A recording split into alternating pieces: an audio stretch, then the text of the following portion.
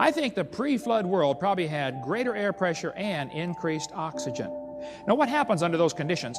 Not only does your hemoglobin in your bloodstream take on oxygen, your plasma will get oxygen saturated, which means you could run for hundreds of miles without getting tired.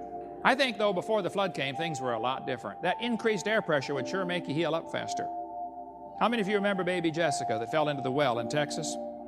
She was 18 months old, her left leg slipped down in the pipe, her right leg came up behind her, and she slid down 20 feet inside an 8-inch steel pipe.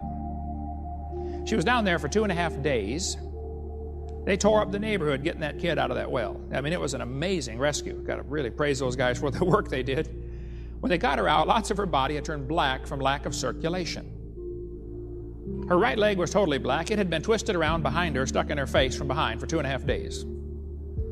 One doctor said, we got to cut her right leg off immediately. The other doctor said, hey, before we start cutting stuff off, let's put her in a hyperbaric oxygen chamber.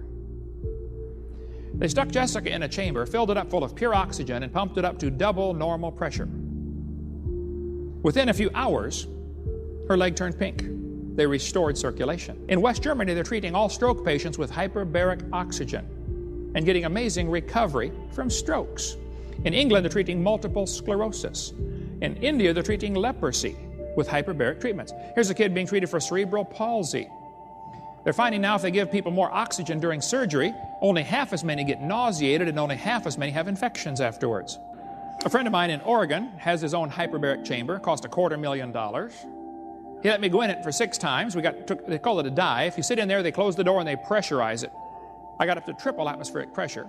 After about an hour in there, all your plasma is saturated with oxygen. I got out, I felt like running around the world. I couldn't believe it.